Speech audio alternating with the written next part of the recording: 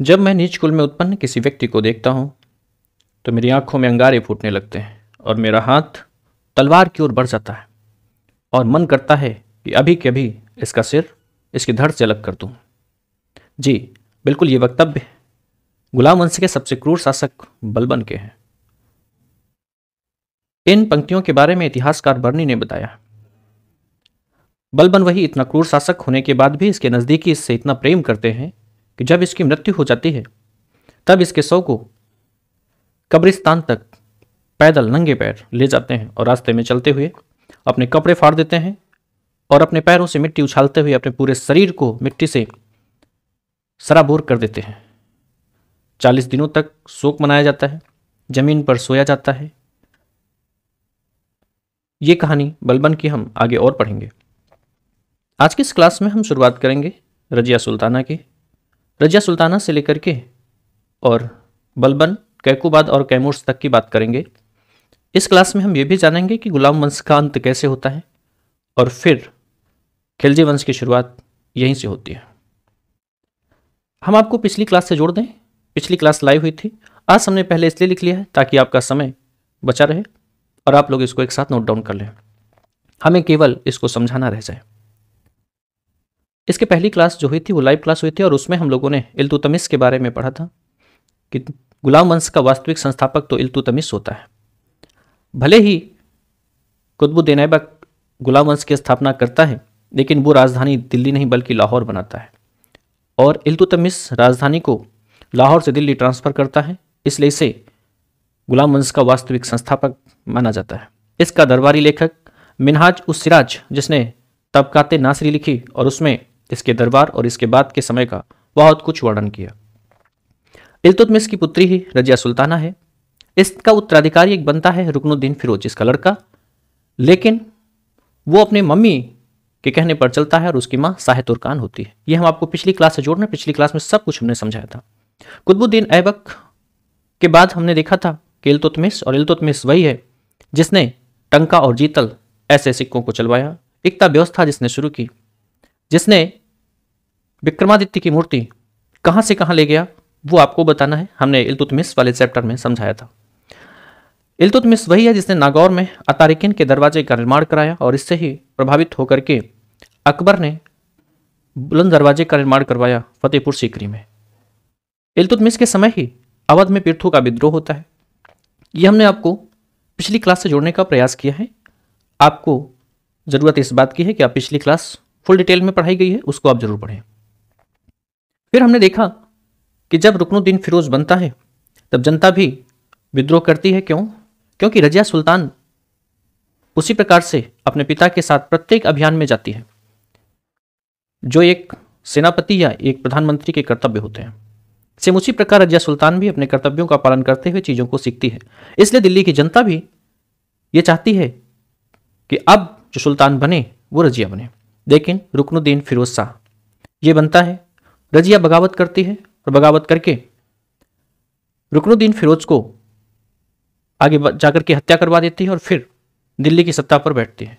हमने देखा था कि इल्तुतमिश ने किस प्रकार से दल चालिसा का निर्माण करवाया था। अब यहीं से पता चलता है कि एक महिला का सुल्तान होना या सुल्ताना होना कितना बड़ा अभिशाप है। क्यों? क्योंकि तुर्कान या चहलगानी या दल चालिसा, इसमें 40 सरदार होते थे। अब उन सरदारों को यह बात कैसे रास आएगी कि उनके ऊपर अब रजिया राज्य करे। इसलिए रजिया का सुल्ताना बनना इन लोगों को और साथ साथ पुरुष वर्ग को बिल्कुल नहीं भाएगा। एक और कमी रजिया में यहां पर देखने को मिलती है कि रजिया ने एक निम्न वर्ग के व्यक्ति, आगे हम पढ़ेंगे कि याकूत खान से प्रेम करती है और ये इसके नज़दीकियों को यह बात नहीं भाती है। और इसमें हम देखेंगे कि रजिया को अपने निम्न वर्ग के व्यक्ति के साथ प्रेम करना उसको कितना भारी पड़ता है, अपनी जान तक देनी पड़ती है। चलिए हम इस क्लास को शुरू करते हैं और इसमें एक एक बातों को आपको बताते चलते हैं। आप अच्छे से अपने कॉपी में इन सब को नोट डाउन करते हुए चलिएगा। इसके बाद आप ऑब्जेक्टिव लगाइए और अगर आप लोग कहेंगे तो हम इस सब के ऑब्जेक्टिव हल करवा देंगे। जितना हमने शुरुआत से पढ़ना शुरू किया था, कहाँ से हमने पढ़ना शुरू किया था? मोहम्मद बिन कासिम से। वो पूरे ऑब्जेक्टिव हम आपको करा देंगे। बस दरकार इस बात की है कि आप लोग कमेंट करके हमें बताइए ज़रूर। चलिए, रजिया 1236 से लेकर के 1240 तक रजिया रहती है और अब रजिया क्या होती है, सुल्ताना हो जाती है। जैसे ही सुल्ताना बनती है इसने पर्दा प्रथा का त्याग किया और इसने आप देखिए तो कुबा और कुलाह पहनना शुरू किया। कुबा यानी कोट और कुलाह मतलब टोपी, यह पहनना शुरू किया। मतलब पूरी तरह से वो सुल्तान दिखना चाहती थी। उसके अंदर गुण भी थे। इसने 2-3 काम कराए। अल्तुनिया को भटिंडा का इक्तेदार बनाया। इक्तेदारी हमने आपको बताया, इक्तेदारी व्यवस्था किसने शुरू की अभी बताया है, आप मुझे कमेंट करके बता सकते हैं। भटिंडा जो वर्तमान पंजाब में है, भटिंडा का इक्तेदार बनाया। अल्तुनिया वही है जो रजिया से प्रेम करता है। अब यहां पर एक नया मोड़ देखने को मिलता है। अल्तुनिया रजिया से प्रेम करती है। याकूत खान को अमीर आखुर यानी शाही अशोसाला का प्रधानमंत्री बनाया गया। अल्तुनिया रजिया से प्रेम करता है और याकूत खान से रजिया प्रेम करती है। एदगीन को बदायूं का इक्तेदार बनाया गया। अब अल्तुनिया को जब इक्तेदार बना करके भटिंडा भेज दिया गया तो अल्तुनिया तो प्रेम करता है किससे, रजिया से। वो तो रजिया को चाहता है। आपको लगता है कि जब उसको भटिंडा भेज दिया गया तो क्या वो ठीक से वहां काम करेगा? जी नहीं। आगे देखिए, भटिंडा में विद्रोह कर देता है अल्तुनिया और जब भटिंडा में विद्रोह करता है तो वहां का अपना स्वतंत्र शासक बना अपने आप को घोषित कर देता है। जब ऐसा होता है तो रजिया याकूत खान के साथ चल पड़ती कहां, भटिंडा। और जब भटिंडा चल पड़ती है तो ये बात पता चलती है अल्तुनिया को कि हमारी होने वाली पत्नी तो हमारे पास चल करके आ रही है। अब क्या होना था, याकूत को अपनी जान देनी पड़ेगी। और फिर रजिया और याकूत दोनों साथ मिलकर के संघर्ष करते हैं, विद्रोह होता है और उसके बाद याकूत खान को मार दिया जाता है। याकूत खान को अल्तुनिया मार देता है और फिर अब बची कौन, रजिया। तो रजिया के सामने कुछ शर्त होती है। शर्त में कहा गया कि या तो आप हमसे शादी कर लीजिए और या फिर दिल्ली की पूरी सल्तनत हमें दे दीजिए। रजिया ने सोचा कि अगर दिल्ली की सल्तनत इसको हम दे देंगे तो हमारे पास रह ही क्या जाएगा आखिर। तो रजिया ने यहीं पर अपने आप को अल्तुनिया की पत्नी होना स्वीकार किया। बोले ठीक है, हम और तुम शादी कर लेते हैं। आप देखो कि समय किस तरह से मोड़ लेता है। अब ये दोनों शादी करने के बाद और चल पड़ते हैं कहाँ, दिल्ली की ओर। तो दिल्ली चलो, दिल्ली चलते हैं और भटिंडा से निकलते हैं पंजाब और हरियाणा। हरियाणा में एक स्थान मिलता है कैथल। अब कैथल तक ये पहुंचते हैं। यहीं पर बात को रोक करके हम अगली लाइन पढ़ करके आपको समझाते हैं। रजिया ने अल्तुनिया से शादी कर ली। बहराम शाह दिल्ली की गद्दी पर बैठ जाता है। बहराम शाह इसका भाई है, दिल्ली की गद्दी पर बैठता है और बहराम शाह दल चालीसा ने हरियाणा के कैथल में अल्तुनिया और रजिया को मरवा दिया। कैसे? जब रजिया और अल्तुनिया पहुंचते हैं कैथल, शाम हो चुकी थी। कैथल हरियाणा में है, शाम हो चुकी थी। वहां पहुंचते हैं तो भाई रात हो गई, तो अपना रात में अपना शिविर लगाया। बोले रात भर यहीं विश्राम करते हैं और सुबह फिर दिल्ली की ओर कूच करेंगे। जब ये बात पता चलती बहराम शाह को तो बहराम शाह ने दल चालीसा का साथ लिया और दल चालीसा के 40 सरदार, इन सब लोगों ने मिलकर के उस शिविर का घेराव कर लिया। और पहली बार रजिया बहराम शाह और 40 सरदारों वाले गुंडों के बीच में पहली बार रजिया फंसती है और इसी में रजिया और अल्तुनिया की हत्या कर दी जाती है। इसके बाद दिल्ली तो स्वतंत्र हो गई और दिल्ली में कौन रहेगा? बहराम शाह रहेगा। रजिया का मकबरा वहीं हरियाणा के कैथल में बनवा दिया जाता है। ये रजिया की यहां तक की बात थी। आगे हम और बात करते हैं। कहानी और भी है। रजिया जब घोड़े पर बैठी थी तो याकूत खान अपने हाथों पर उसके पैर रखा करके उसको घोड़े पर बिठाता था। आगे चलते हैं। फिर याकूत खान और रजिया की प्रेम कहानी किसी एक ऐसी नई क्लास में हम चर्चा करेंगे। आज हम हिस्ट्री के बाबत अगर हम देखते चले तो यहां तक रजिया का हो गया। मिनहाजुस सिराज, मैंने अभी आपको बताया कि इल्तुतमिश के दरबारी कवि थे, लेखक थे। आप हमें कमेंट करके बताएं इन्होंने कौन सी पुस्तक लिखी। रजिया में बादशाह के सभी गुण थे किंतु उसका नारित्व उसका श्राप बन गया। चाहे बहराम शाह रहे हों, चाहे रुकनुद्दीन फिरोज रहे हों, इन दोनों के पास सुल्तान होने के गुण ना के बराबर थे, रजिया के पास थे। अगर हम आधुनिक भारत में देखें तो हम देखते हैं कि पंडित जवाहरलाल नेहरू की पुत्री इंदिरा गांधी के पास वैसे ही गुण थे। कुछ उथल पुथल, ऐसी उथल पुथल हमको देखने को यहां भी मिलती है। खैर, अगर वो नारी ना होती तो निश्चित तौर पे उसकी अधीनता लगभग लोग वहां पर स्वीकार करते हैं, लेकिन लोग नहीं चाहते थे कि हमको कोई महिला आदेश दे। यही वजह बनी। अब आगे हम बहराम शाह की बात करेंगे। बहराम शाह 1240 से लेकर के 1242 तक रहता है। इसने एदगीन को नायब ए मुमलकात का हेड बनाया। नायब ए मुमलकात का हेड बनाया क्योंकि जो बहराम शाह था, बहराम शाह ये इतना लायक नहीं था। मैंने कहा ना, सब नालायक थे, लायक नहीं था, तो इसलिए इसने अपना एकदम खास मंत्री नियुक्त किया। उसी का नाम दिया गया क्या? नायब ए मुमलकात। एक प्रश्न पूछा जाता है कि नायब ए मुमलकात का की रचना या संरचना या संगठन कब हुआ, या कब ये पद बनाया गया? तो ये पद बनाया गया रजिया और अल्तुनिया की हत्या के बाद। क्योंकि बहराम शाह को लगा कि अगर 40 सरदारों ने मिलकर के रजिया की हत्या करवा दिया तो हम तो उतने लायक है भी नहीं, हमारा भी नंबर लग सकता है। इसलिए उन 40 सरदारों से ऊपर एक पद बनाया जो बिल्कुल सुल्तान के बाद का पद होता था, उसे ही नायब मुमलकात कहा गया। और इसका हेड किसको बनाया? एतगीन को बनाया। एतगीन वही है जिसे बदायूं का इख्तियार नियुक्त किया गया था। कहानी को आप धीरे धीरे और आगे समझिए। जब इसने देखा बहराम शाह ने कि एतगीन की छवि अब और बढ़ती जा रही है, तब एतगीन की हत्या कर दिया और फिर बदरुद्दीन शंकर समी को बनाया। और जब ये देखा कि भाई अब इनके भी अपने अलग चल रहे हैं, तब इनकी भी हत्या करवा दिया। और फिर आगे दूसरा मंगोल आक्रमण इसी के समय होता है, बहराम शाह के समय दिल्ली पर पहला आक्रमण होता है। आपको कमेंट करके बताना है कि पहला मंगोल आक्रमण कहाँ हुआ था, किसके समय हुआ था, ये आपको बताना है। हमने आपको पढ़ा इसकी पिछली वाली क्लास में। फिरोज शाह के बेटे मसूद शाह ने इसकी हत्या कर दी और 1240 से लेकर के 46 तक यही मसूद शाह जो है दिल्ली गद्दी पर बैठता है। फिर 46 तक रहता है, कोई विशेष काम इसके होते नहीं, तो मसूद शाह की हत्या नासिरुद्दीन महमूद ने की। नासिरुद्दीन जो महमूद था ये 46 से लेकर के 65 तक था, और यहीं से कहानी का चेंजमेंट हमको देखने को मिलता है। ये क्या करता था नासिरुद्दीन महमूद? कुरान की आयतें बेचा करता था और बेच करके अपने जीवन का उपार्जन करता था, यानी जीव को उपार्जन के लिए कुरान की आयतें बेचता था। आपने अगर औरंगजेब को पढ़ा है तो औरंगजेब भी अपना पॉकेट खर्चा निकालता था क्या बेच करके, वो आप हमें कमेंट करके बता सकते हैं।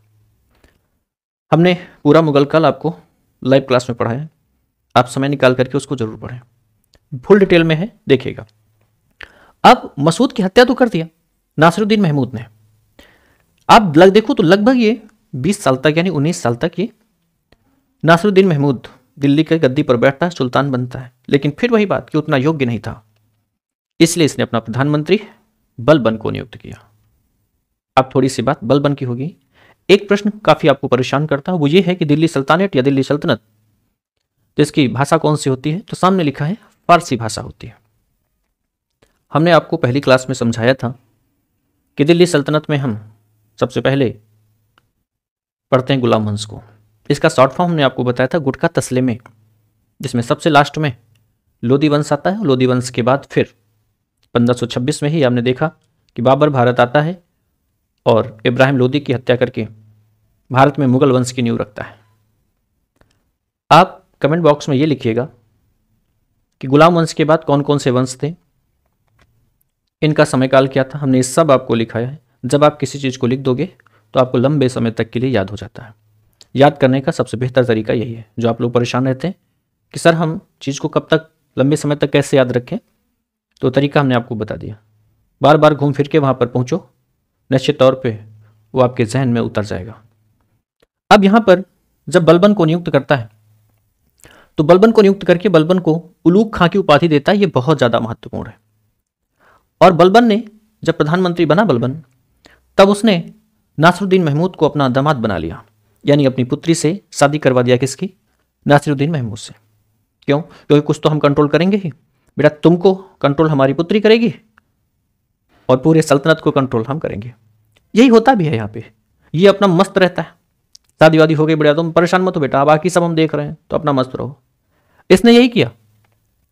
बलबन के अंडर में दल 40 आ जाता है और यहीं से वास्तविक सुल्तान जो होता है वो बलबन हो जाता है। नाम मात्र का सुल्तान कौन होता है यहाँ पे? तो वो होता है नासिरुद्दीन महमूद। उसके बाद क्या होता है, जब बलबन गद्दी पर बैठता है तो बलबन 65 से लेकर के 87 तक गद्दी पर बैठता है।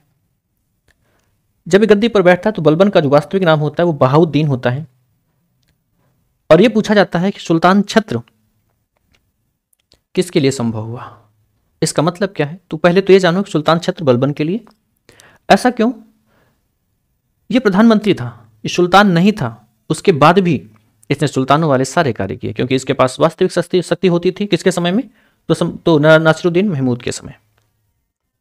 इसलिए आप देखो तो 46 से लेकर के आप देखें तो 46 से 65 20 साल ये हो गए और करीब करीब 22 साल ये हो गए। ओवरऑल अगर हम देखें तो दिल्ली सल्तनत में सबसे अधिक समय तक कौन होता है यहाँ पर? तो बलबन ही जो है यहाँ पर, बलबन अपनी वास्तविक शक्ति को समेटे हुए यहाँ पर होता है। अब यहाँ पर अगर आप देखें तो दल चालीसा जो है इसके अंडर में आ जाती है। बलबन जो है, बलबन ने क्या किया यहाँ पर कि इसने राजत्व का सिद्धांत दिया। बलबन एक पहला सुल्तान होता है जिसने राजत्व का सिद्धांत दिया कि राजा आया कहां से, राजा की उत्पत्ति कैसे हुई। तो इसने बताया कि राजा को दैवी उत्पत्ति बताया, राजा को दैवी उत्पत्ति बताया। सुल्तान को नियाबत एक खुदाई, इसका मतलब यह हुआ कि ईश्वर का प्रतिनिधि बताया। हम जब आधुनिक भारत पढ़ते हैं तो उसमें खुदाई खिदमतगार पढ़ते हैं। लाल कुर्ती आंदोलन, क्या आप बता सकते हो किसने शुरू किया था? हम आगे चलते हैं। इसने बताया जिल्ले इलाही यानी ईश्वर की छाया बताया। सुल्तान को, राजा को जिल्ले इलाही या ईश्वर की छाया बताया। गुलाम वंश का सबसे क्रूर शासक यही था। हजरत के बाद खुद को मानता था, हजरत के बाद खुद को मानता था। हजरत मोहम्मद साहब के बारे में आप जानते हो, वही हैं जिन्होंने इस्लाम धर्म की शुरुआत की। और तो और हजरत मोहम्मद पैगंबर साहब के जो उत्तराधिकारी होते थे उन्हें खलीफा कहा जाता था। और इसने भी गढ़मुक्तेश्वर, हापुड़, यहाँ लिखा हुआ है, हापुड़ के गढ़मुक्तेश्वर मस्जिद में अपने आप को खलीफा का सहायक बताया। अब देखिए क्रूर शासक क्यों था? क्योंकि इसने दिल्ली में लौह एवं रक्त की नीति चलवाई। इसकी लौह एवं रक्त की नीति जर्मनी के बिस्मार्क से मैच करती है। जब हम देख रहे थे कि भारत का यूनाइटिफिकेशन, भारत का एकीकरण, उसमें सरदार वल्लभ भाई पटेल ने बहुत अच्छी भूमिका निभाई थी, लेकिन उन्होंने लौह एवं रक्त की नीति नहीं चलाई, समझा बुझा करके काम चलाया। तो लौह एवं रक्त की नीति में हम जर्मनी के बिस्मार्क को देखते हैं और यहां पर हम बलबन को देखते हैं। इस वजह से क्या हुआ, इसका कहने का मतलब यह था कि अगर जनता विद्रोह करे, आपके खिलाफ अगर जनता विद्रोह करे तो तुरंत निपटा दो। यही लौह एवं रक्त की नीति है। आगे हम बात करते हैं तो जब इसने अपनी शक्ति को और बढ़ाया तब इसने दल चालीसा को मरवा दिया। दल चालीसा वही है जिसकी स्थापना इल्तुतमिश ने की थी, यानी 40 सरदारों का एक समूह होता था। ये प्रश्न बड़े महत्वपूर्ण है बलबन के समय की, आप जरूर ध्यान रखिएगा। सिजदा और पाबोश शुरू किया और इसका उल्लेख किरान उस सदायन में मिलता है। किरान उस सदायन जो है वो अमीर खुसरो का ग्रंथ है, ये ध्यान रखना। सिजदा और पाबोश का मतलब ये हुआ, सिजदा करना मतलब झुक करके आदाब सलाम करना। पाबोश मतलब हुआ कि पूरा दंडवत प्रणाम करते हुए सुल्तान के पैरों को चूमना। यही है सिजदा और पाबोश। आगे चल करके जब हम जिंदा पीर यानी औरंगजेब की हम बात करते हैं तो औरंगजेब ने ही सिजदा और पाबोश प्रथा को बंद करवाया था। औरंगजेब ने बंद करवाया। आगे है ईरानियों का नौरोज त्यौहार। नौरोज ये नया वर्ष है पारसियों का, तो उनका नौरोज त्यौहार इसने शुरू कराया। तीसरा मंगोल आक्रमण हुआ। पहला मंगोल आक्रमण हमने आपसे पूछा है, दूसरा मंगोल आक्रमण यहां पर होता है बहराम शाह के समय, दिल्ली पर पहला आक्रमण होता है। तीसरा आक्रमण हुआ भारत पर और दिल्ली सल्तनत पर दूसरा आक्रमण होता है। चीन का लड़ाका, उसका मंगोल का लड़ाका कौन था? हलाकू। हलाकू के साथ बलबन का समझौता हुआ और फिर पंजाब में शांति हुई। लेकिन इसमें हुआ क्या, इसी मंगोल आक्रमण में बेटा शहजादा मोहम्मद मारा गया और ये अपने बेटे की मृत्यु इससे सहन नहीं हुई, इसलिए पुत्र वियोग में अपने प्राण त्याग दिए। हमको पढ़ने को मिलता है कि पुत्र शोक से तड़प रहा हूं जिस प्रकार मैं अजनंदन, सुत वियोग में प्राण तजोगे इसी भांति करके क्रंदन। सुत वियोग में जब इसका लड़का शहजादा मोहम्मद मारा गया तो उस वियोग को यह सह नहीं पाया, इसलिए क्वेश्चन पूछा जाता है कि दिल्ली सल्तनत का कौन सा शासक है जो अपने पुत्र के वियोग में अपने प्राण त्याग देता है। तो बेटा शहजादा मोहम्मद मारा गया, पुत्र वियोग में खुद मर गया।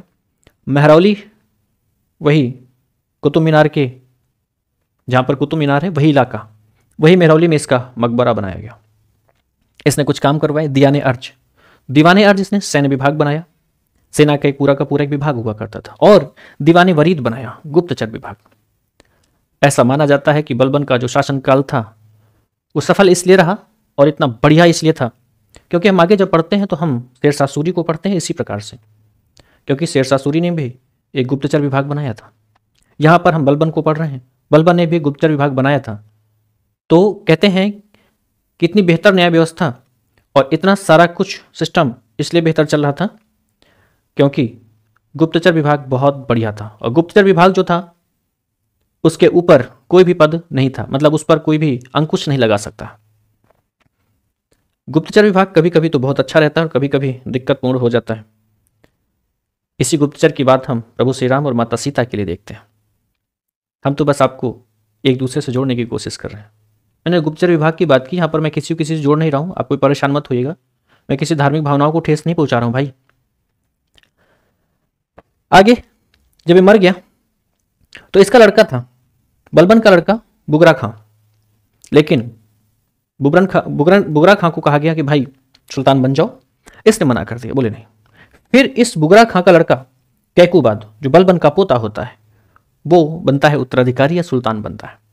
दिल्ली सल्तनत में पहली बार ऐसा होता है कि पिता बुगरा खां के होते हुए, वही मरा नहीं है, उसके होते हुए उसका लड़का यानी कैकूबाद जो बलबन का पोता होता है वो दिल्ली सल्तनत का सुल्तान बनता है। 3 साल रहता है 1287 से 90 तक। इसके बाद कैकूबाद को लकवा हो जाता है, शरीर काम नहीं करता है। जब लकवा हो गया तो दिक्कत यह हुई कि अब सुल्तान कौन बने भाई। तो इसी कैकूबाद का 3 वर्ष का लड़का था, एकदम शिशु था, छोटा था, उसका नाम था कैमूर्स। और सब लोगों ने मिलकर के कैमूर्स को सुल्तान बना दिया जो एकदम शिशु था। और फिर उस 3 साल का बालक, आप सोचो कब तक जिंदा रहेगा। और इसी 3 साल के बालक की हत्या कर देता है कैकूबाद का सेनापति मलिक फिरोज। मलिक फिरोज ने हत्या कर दिया। और फिर मलिक फिरोज ने जब कैमूर्स की हत्या किया और फिर उसके बाद यहीं से समाप्त होता है दिल्ली सुल्तनत का पहला अध्याय और गुलाम वंश की यहीं से समाप्ति होती है 1290 में। दिल्ली सुल्तानेट में जब इसने कैमूर्स की हत्या करवाया तो दिल्ली सुल्तनत में इसे खिलजी क्रांति के नाम से जाना जाता है। और फिर यहीं से शुरुआत होती है जलालुद्दीन फिरोज खिलजी की और फिर स्थापना होती है खिलजी वंश की। तो यही जो मलिक फिरोज है यही जलालुद्दीन खिलजी बनता है और यही खिलजी वंश की स्थापना करता है। आज की क्लास कैसी रही आप कमेंट करके ज़रूर बताइएगा। अगली हम क्लास में खिलजी वंश की स्थापना से लेकर के और आगे हम चलेंगे, आगे हम पूरी बात करेंगे। तो फिर आज के लिए जय हिंद, जय भारत। मिलते हैं अगली क्लास में। आप लोग क्लास कैसी लगी ज़रूर बताइएगा। ठीक है, शुक्रिया। आपका भविष्य उज्जवल हो ऐसी हम कामना करते हैं। Thank you.